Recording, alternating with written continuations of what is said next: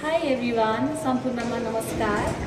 म चाहिँ world food forum Nepal chapter को चाहिँ PYT बागमती मेम्बर र आज चाहिँ हामी होटल एकाडेमीमा 4th Nepal youth entrepreneurship summit 2025 मा आएका छौँ र आज थुप्रै चाहिँ स्पिकरहरू हुनुहुन्छ र प्लस प्यानल डिस्कसन पनि भएको छ र आज चाहिँ हामीले यो प्लस मैले यहाँ थुप्रै भिडियोहरू पनि राखेको छु, हजुरहरूले चाहिँ भिजिट गर्न सक्नुहुनेछ। If you are new here, please do subscribe and like to my channel. And so bye-bye, go on.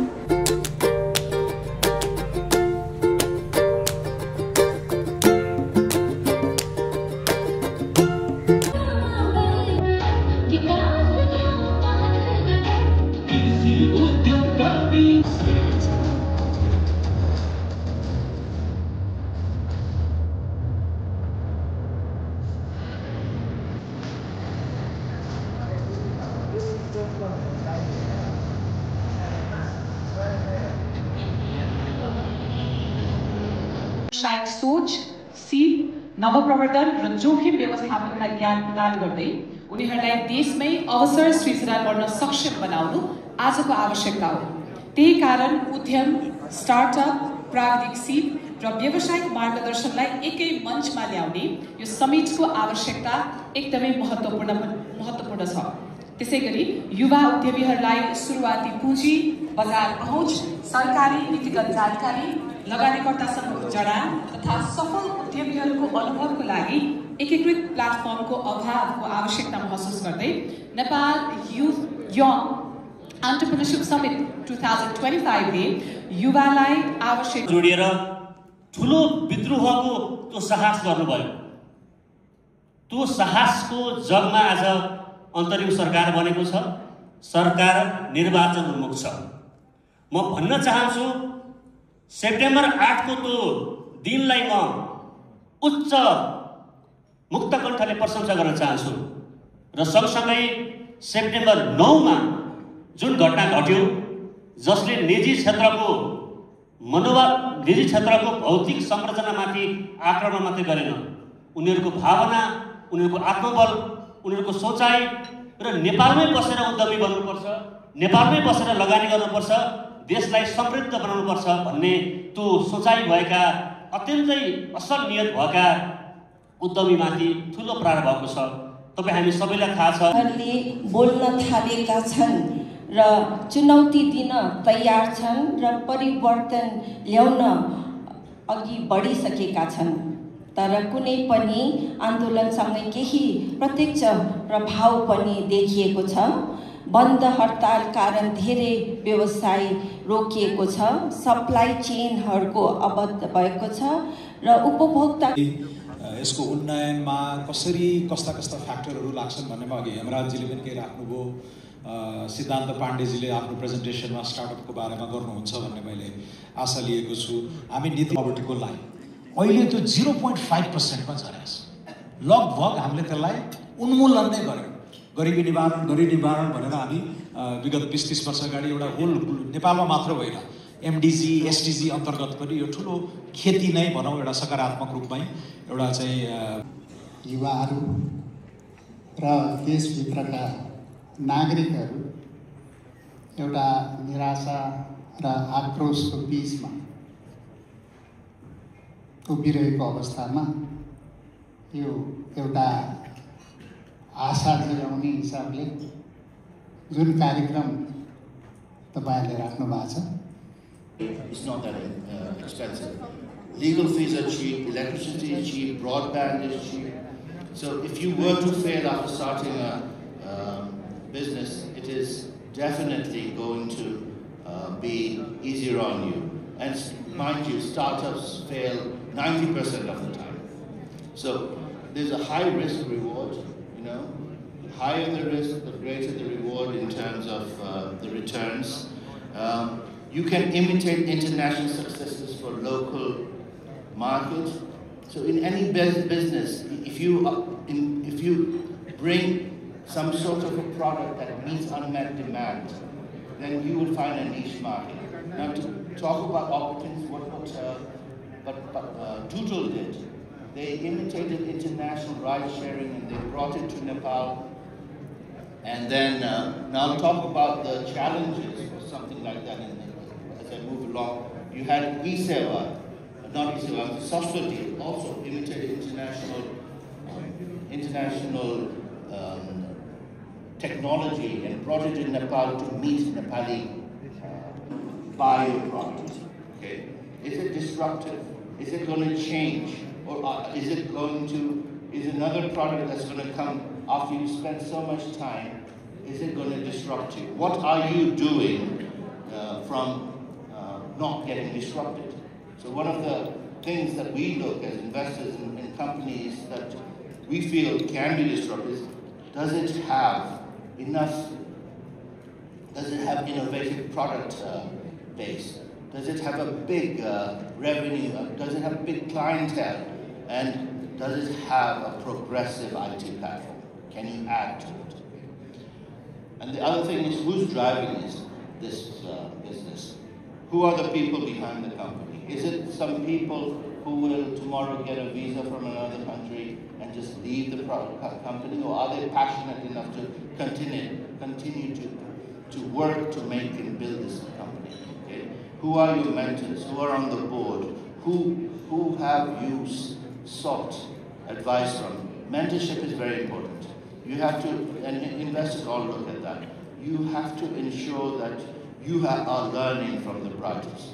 It's like saying, standing on the shoulder of giants. Okay? Why is the story behind? What is the story behind the innovation? What is it that you're so passionate about? Why is this going to click? These are the main important things, and of course, how is where it comes to is just your business. An incredible idea, but if you can't sell your idea, you're not going to get your finances, and without finances, you're not going to be able to run with your business.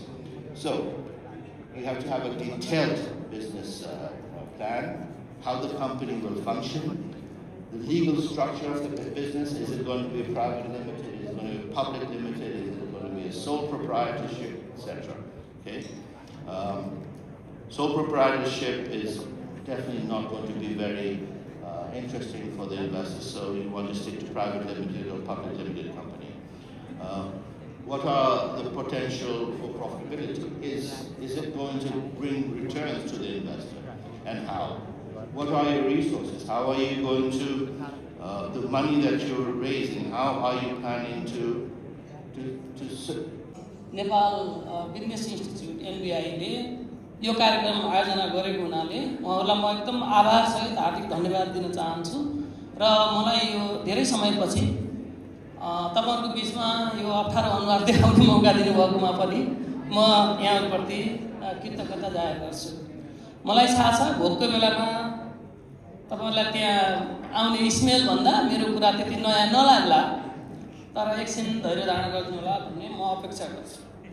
अहिले मेरो घडीमा 12:48 गएको छ। मैले सकभर 53 भन्ने सिक्न अनि एन्टरप्रेन्योरशिपलाई unlock गर्न पनि सकिन्छ। यहाँ लक भएको हैन, उद्यमशीलतालाई त्यसलाई खोलेर नेपालको आर्थिक विकासमा योगदान गर्न सकिन्छ भन्ने कुरालाई मैले मन्त्रीज्यूको भन्दा अगाडिको नसुनेको हुनाले उहाँको त्यही कोटेसनबाट मैले पिकअप गर्न चाहे।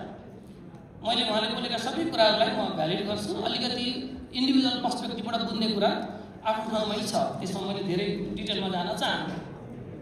किन यस्तो हो भन्दा तपाईँ हामी सबैलाई थाहा छ, हामीले अहिले अवलम्बन गरेको व्यवस्था लोकतन्त्र हो। लोकतन्त्रमा सबैभन्दा राम्रो हुनुपर्ने राजनीतिक पार्टीहरू हो र सुशासनको हिसाबले पनि सबैभन्दा सुशासित हुनुपर्ने राजनीतिक पार्टीहरू हो।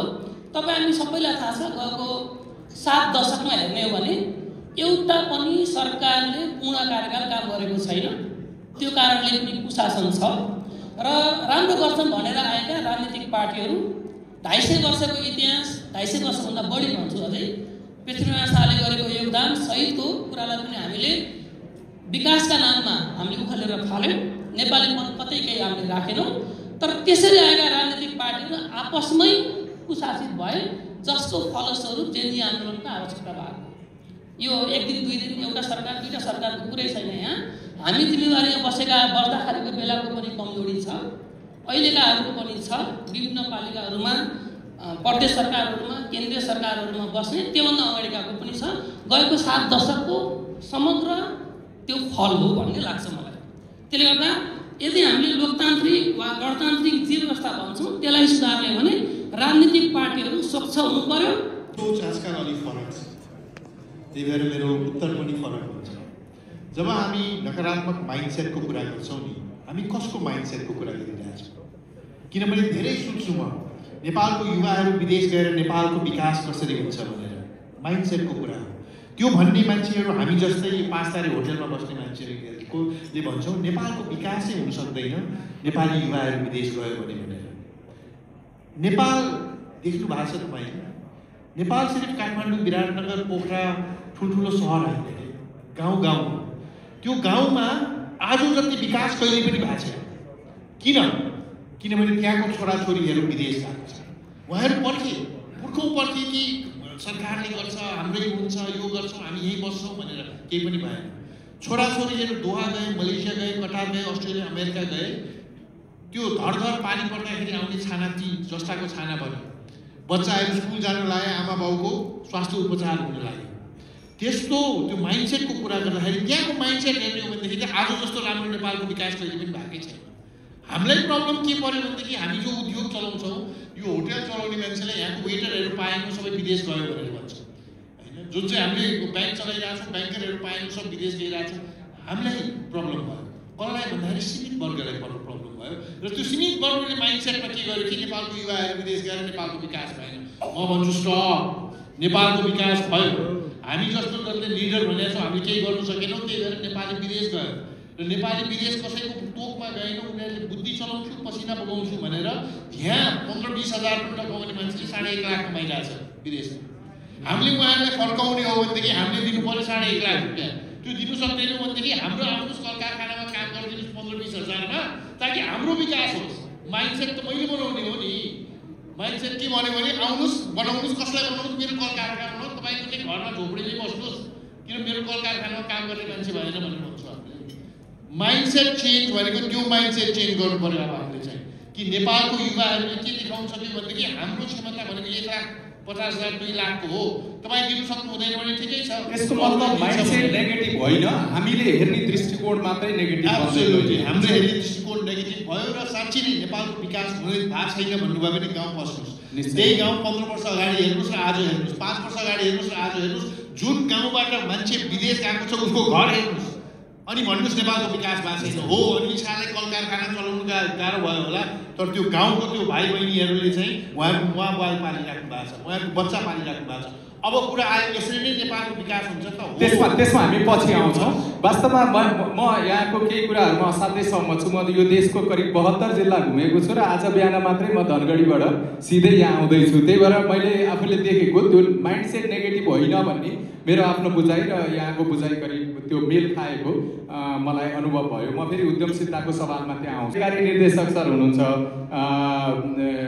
उमेश सर, उहाँ आउँदै मलाई सोध्न मन लाग्यो एउटा, खास गरी यो जुन प्रतिष्ठानले चाहिँ युवालाई लक्षित गरेर हाल विभिन्न कार्यक्रमहरू सञ्चालन गरिरहेको छ, त्यसमा सबैभन्दा महत्त्वपूर्ण एउटा चाहिँ 25 लाखसम्मको स्टार्टअप बिजनेसलाई फन्डिङ गर्ने बिना धितो त्यो कार्यक्रम पनि प्रतिष्ठानले सञ्चालन गरिरहेको छ। अलिकति बताइदिनुहोस् त, यसमा कस्तो किसिमको मान्छेहरू आउनु हुँदो रहेछ, कस्तो किसिमका परियोजनाहरू, कस्तो खालको स्टार्टअप कन्सेप्टहरू लिएर तर हामीसँग समय छोटो हुनाले छोटोमा उत्तर दिनु हो भने धेरै छलफल गर्न सक्छौँ र म केही 5 वटा जति प्रश्न अगाडिबाट पनि लिन्छु। त्यही भएर सम्पूर्णलाई नमस्कार, भेरी गुड आफ्टरनुन।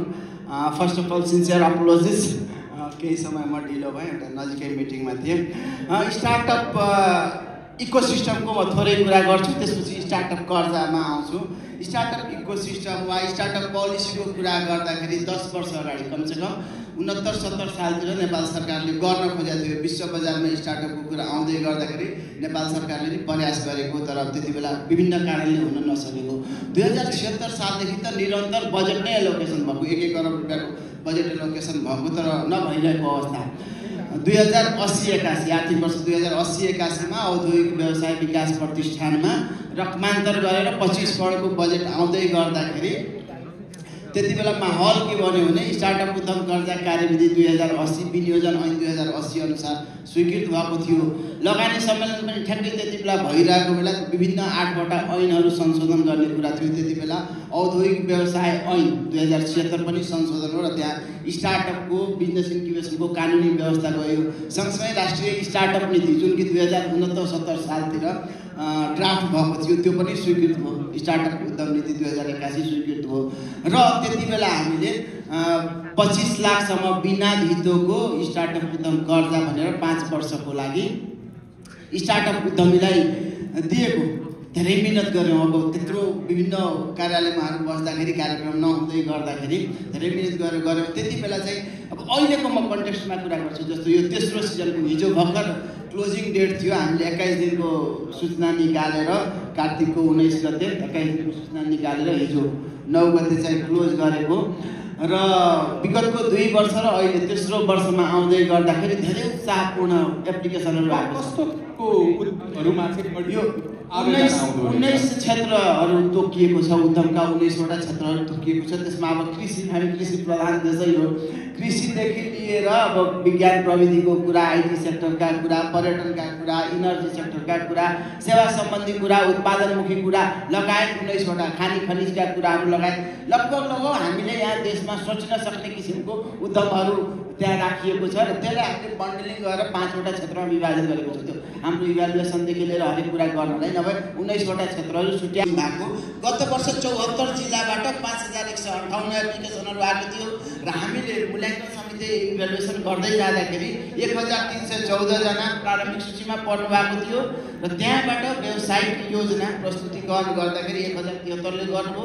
661 चाहिँ फाइनल सिफारिस गरेर हामीले राष्ट्रिय वाणिज्य ब्याङ्कमा कर्जा प्रवाहको लागि पठाएको।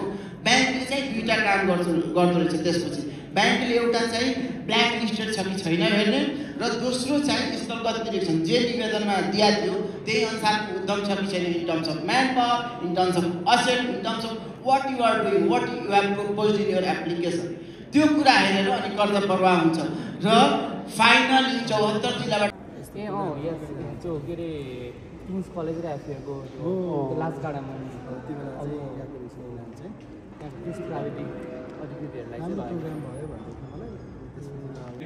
यहाँ नेपालमा न कम्प्युटर देखेको थिएँ न टिभी देखेको थिएँ। त्यहाँ जाँदाखेरि विभिन्न देशका विद्यार्थीहरूको बिचमा कम्पिटिसनमा पढ्नुपर्ने।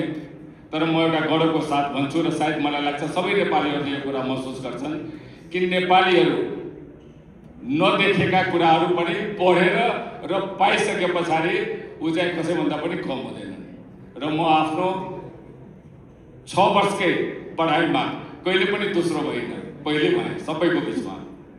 उनीहरूले भन्थे टिभीमा उनीहरूको त्यति बेला 5-6वटा जम्मा च्यानल चल्थ्यो, यति मेरो कहाँ त 50-60वटा होला, जबकि हामी कहाँ टिभी नै थिएन त्यो बेलामा। 1982 को कुरा गर्दैछु होइन। छ ठिकै छ, कहिले पनि झुटो पनि बोल्नु भएन होइन, हेप्थ्यो अनि होइन ठिकै छ यति उति भनेर भनिदिन्थ्यो। तर म के भन्न चाहन्छु भनेदेखि त्यो बेलामा म एउटा इन्जिनियर बन्छु, राम्रो इन्जिनियर बन्छु भनेर आशा राखेँ। त्यही बेलामा सोभियत युनियनको विघटन भए पछाडि एउटा न्यू इकोनोमिक पोलिसी भनेर पेरेस्ट्रोइका भनेर सुरु गरियो। सुरु हुँदाखेरि विदेशीहरूले चाहिँ बिजनेस गर्ने मौका चाहिँ अपर्च्युनिटी चाहिँ आयो। तर त्यो बेला पनि म भर्खर PhD गर्न लागेको थिएँ। मलाई के लाग्यो भने अलिअलि बिजनेस गर्छु, PhD सघाउँछु, त्यो पछाडि